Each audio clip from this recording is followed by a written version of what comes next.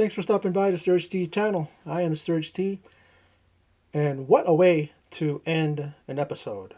I'm talking about episode 5 of season 5 of Cobra Kai, titled Extreme Measures. And boy, you couldn't have titled this episode anything else but. Extreme measures were taken. A lot of the storylines that are going on in this episode, it actually definitely leaned more towards that. I loved this episode, and of course, we saw the return of a character.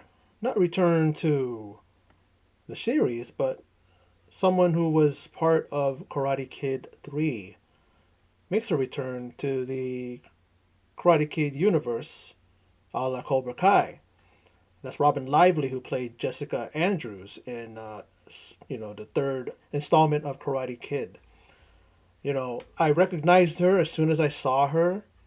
You know, and she really, really is. Number one, she's aged well. Still looks beautiful. Really, I thought she was really cute when I saw her in Karate Kid 3. Yeah, her character wasn't really fleshed out as much. She really wasn't a full blown love interest of Daniel. I mean, yeah, they did go together, but it's like they ended up just parting as friends, right? Remember that? And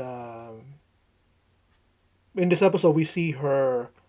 You know, I mean, Amanda's at her home, at her mom's home, and might I add, her mom looks young enough to be her sister.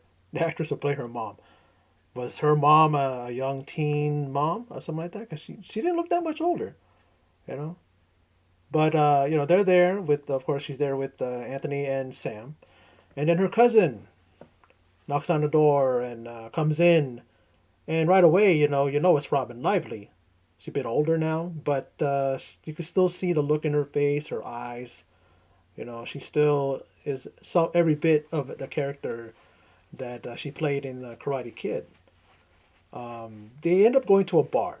Now, in the bar, bumps into a bunch of mean girls, and they're still the same. They're still acting like total just losers. I mean, they can't get past acting the way they did in high school.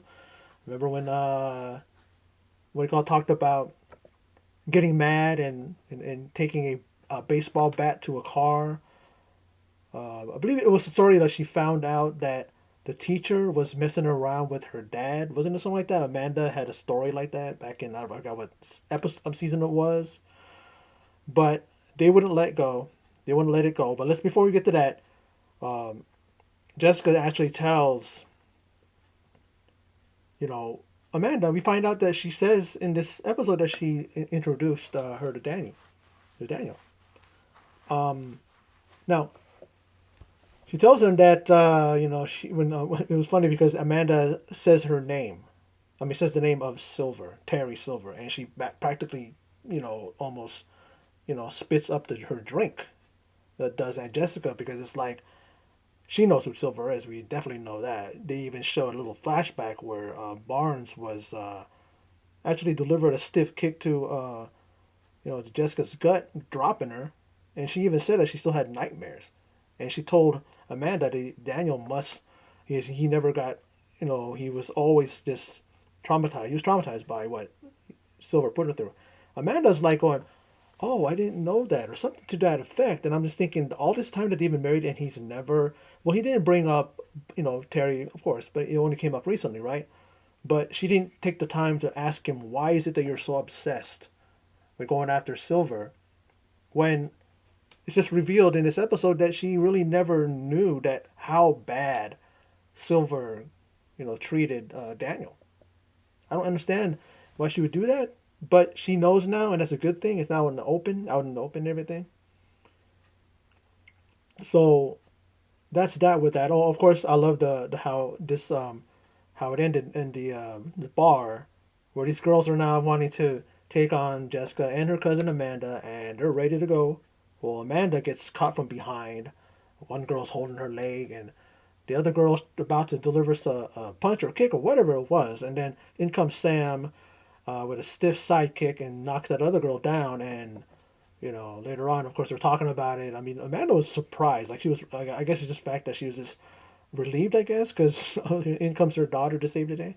But she was very, hey man, she was like very just like I guess pleasantly surprised, or not pleasantly surprised because she watched her daughter take on Tori and almost win the tournament. So she was probably pleasantly, she was like happy, relieved that she didn't have to fight because she had them, well, wide eyes, like she was she didn't want to fight, and she was just anticipating taking the kick or the punch because she just went like this, and she just basically gave into it, I guess, and then in comes Sam.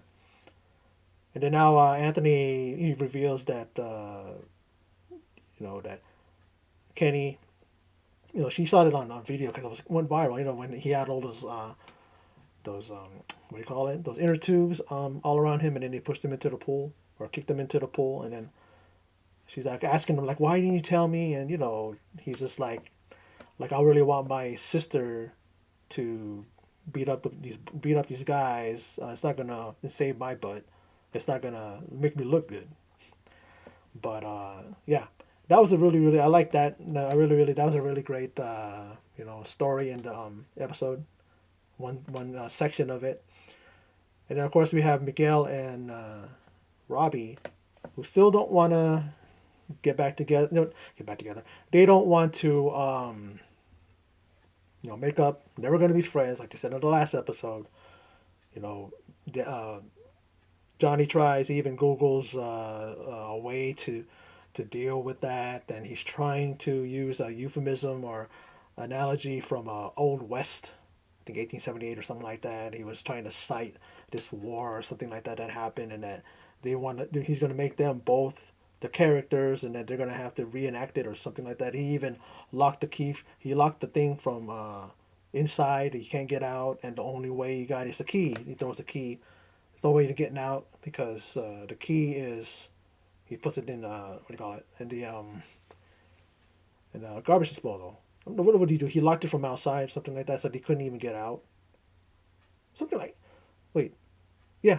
I mean, the only way you can get out is with a key, and then yeah, he threw it in the garbage disposal, and then he wants these guys to do that, and then once the doors open, and then basically they just don't want to have anything to do with it. Miguel goes out, just after his nana, his grandma or yaya, says she says something about Billy the Kid or something like that. And then Miguel's like, he's like, hands her up. He just goes out. And then Robbie just turns around and goes into like the old swinging doors that was made as Coors Light, bunch of that's Coors Light cardboard. The one you get the more beers out of. And I guess he made it into a swinging doors. He goes back in there, and he decides, I mean, he meets up with Daniel, and of course Daniel's having this. I'll get into that. I'll get to that when about Daniel. But Johnny decides to kind of become the old Johnny, the classic Johnny, like Daniel told him. And he goes there and he decides to make both Miguel and Robbie fight. Just fight it out, get all your negative energy out and everything like that. And from experience, that does definitely work, especially if you have some harboring some ill will towards somebody, And they do that, and it gets to the point where they're on the balcony, the second floor balcony. And I'm like, here we go again. Like, you even see flashbacks of season 2, I believe it was, where Robbie gets kicked off of the balcony, and then we all know what happens. He falls and he lands on his back on one of the rails, the railing there, the steps there. And I thought that was going to happen, but it didn't happen because Miguel stopped himself from doing that, giving that final kick, because Robbie was up against he was up against the railing there, and if Miguel would have landed that kick, he would have fell over just like what. Same thing would happen with Miguel, but then Miguel stops, and Robbie tells him, "Why did you stop?" And he's like, "Well, I didn't take karate to be, to hurt people. I took it to be a badass, and to find balance. And then they end up realizing it. They tell each other. Robbie says that he basically they said well, Miguel asked him, why did you not stop? Why did you keep going? Why did you, And he's basically saying, I wanted to finish the fight, but I didn't want to do it that way. And then they end up, they don't shake hands or nothing, but they come to an agreement, and they definitely, you can see definitely that it's like it's gone, it's done, everything's out and open, out in the thing, and no, they're cool. Even Johnny asked them, "Is everything cool? Everything you got it all out?" And you're like, "Yeah." And it's good because when the baby comes, he stops himself. He wasn't supposed to tell yet.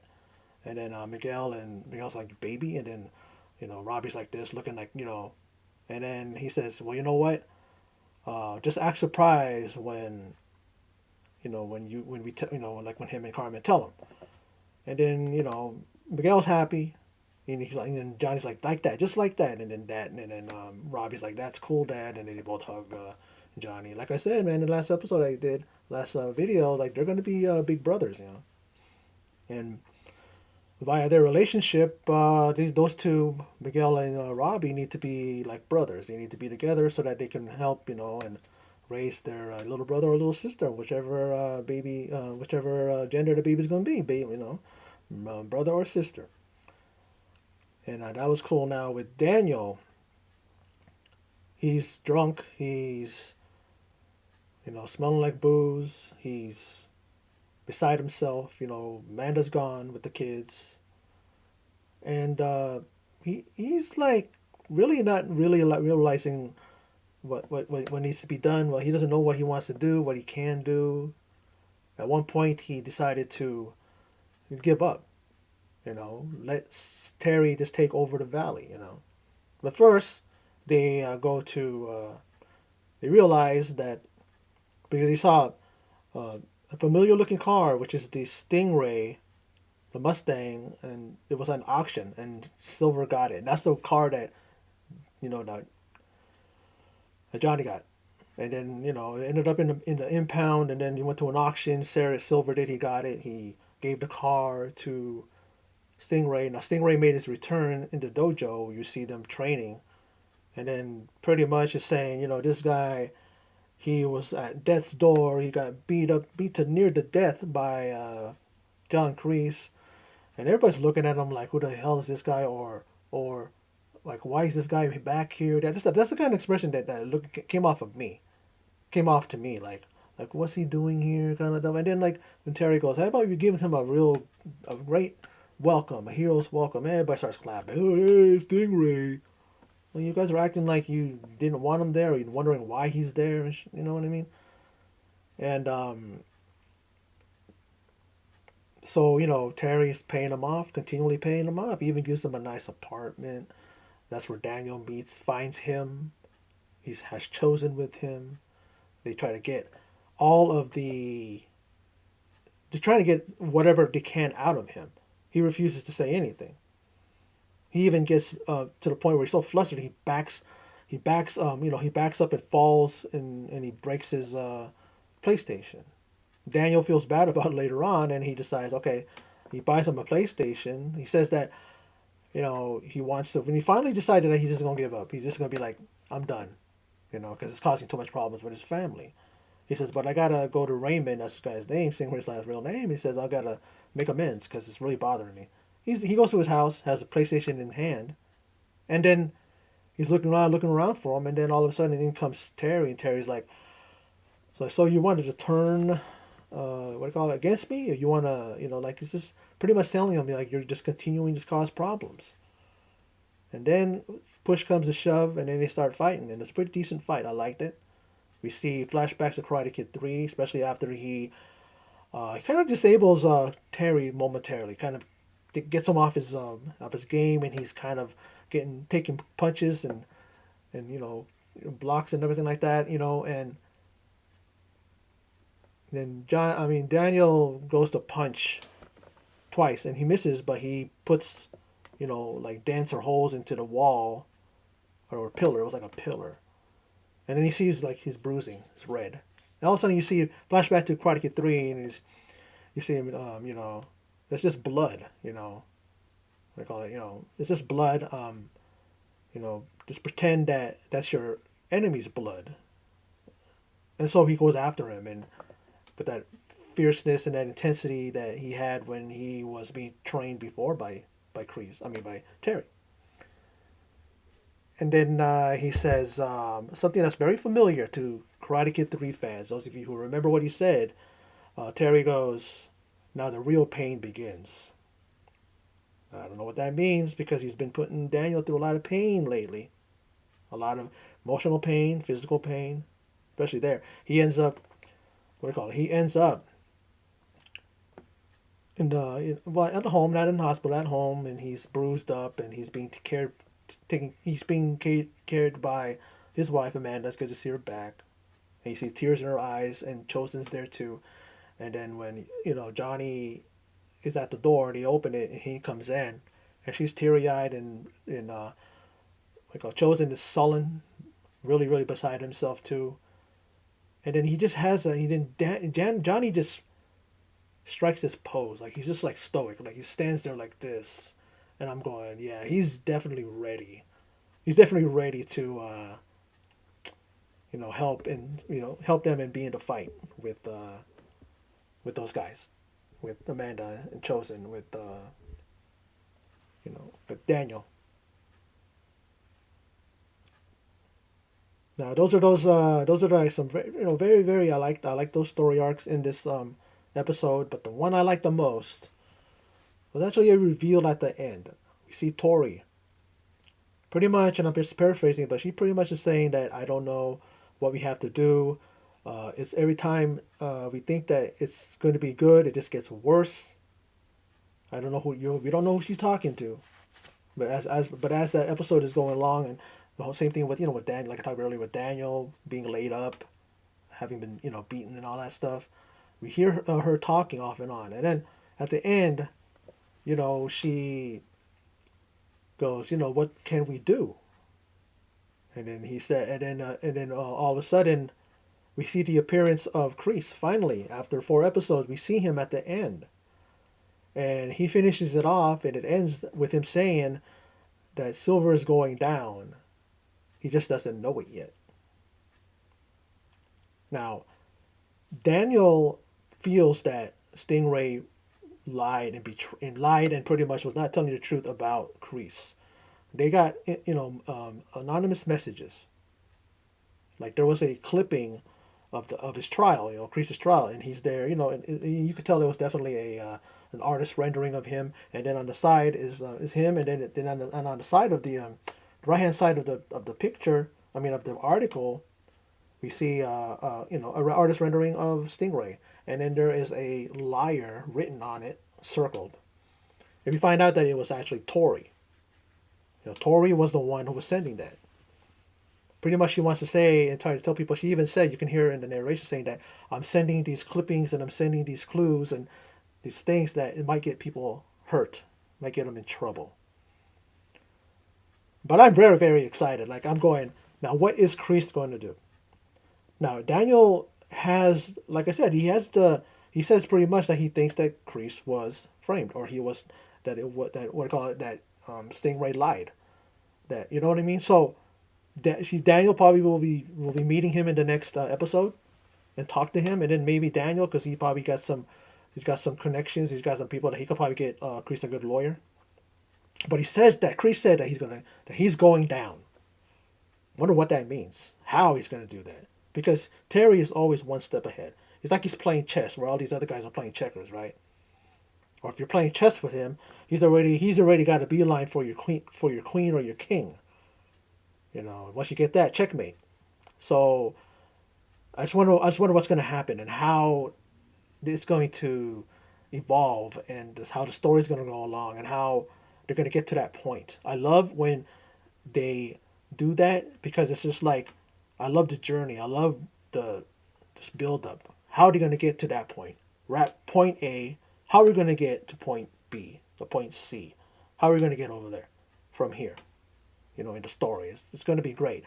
Only 5 seasons. I'm only 5 episodes in, and I know it's like 10 episodes, and like I always say, week to week, I am watching, each episode. I want it to last, like I've been saying. And I enjoyed this episode, and I love how it ended. Now it's like, we're like I'm rubbing my hands, going, "Oh man, what's Kreese gonna do?" Now is Tori gonna continue to? Maybe she's gonna stay and be like, now she's gonna be like a spy kind of. She's gonna be like just keeping her eyes on Terry and what's going on and stuff, and then she's gonna probably be reporting to Kreese, because Kreese can definitely stir up some trouble from his jail cell. You know what I mean? He knows how to steer Tori in the right way, or But I wonder what's gonna happen. I wonder if like I said, if Daniel's gonna talk to him, because like I said, Daniel pretty much is on his side. Like you could definitely see, because he doesn't believe that Kreese did that. There's history between them, but he knows Terry is even more dangerous. He even said he did all that Terry did, to get Cobra Kai to himself. It wasn't him. Yeah, I believe it was him, or maybe it was Tori saying it. No, I think it was him. And then, but yeah, like I said, I enjoyed this episode. Man, it's like it's getting better and better. And despite and then there's even a thing now that when Chosen was going to go to the airport and go back home, and then Daniel kind of ended it before he went to go see Raymond Stingray. He saw maybe we'll plan a LaRusso family trip to Okinawa, and I was thinking that would be really really cool, because what's her name, Sam got her training in Miyagi Do, so of course she would like to go back. She would like to go. She should go to where the origin of Miyagi Do started. And they all loved Miyagi, Mr. Miyagi. They all considered him like a grandfather, like a father figure. So they're definitely gonna. It's definitely a good idea for them to go to the origins of, because if it wasn't for Mr. Miyagi, Daniel wouldn't be here where he is. His foundation, his balance, and everything that he has, and his outlook on life is because of how Mr. Miyagi trained him, taught him.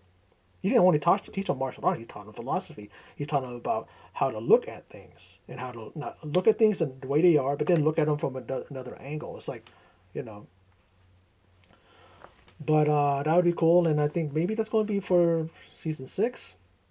But according to I guess you can call them rumors, or even just news that maybe it's not confirmed yet. But I read that it's going to be a while before season 6 comes around. So I don't know how long that's going to be then. But I'm looking forward to it. But like I said, I'm only on episode 5, so let's see how the season goes and how it ends. But anyway, that's my video. So for those of you who stopped by and checked it out, I appreciate it. Please, if you like this video, please click like and share and comment, and also click the bell icon. So for those of you who subscribe, will be notified when I upload a video. But anyway, again, this is my video. So for those of you who stopped by and checked it out, I appreciate it. And in closing, and as always, take care.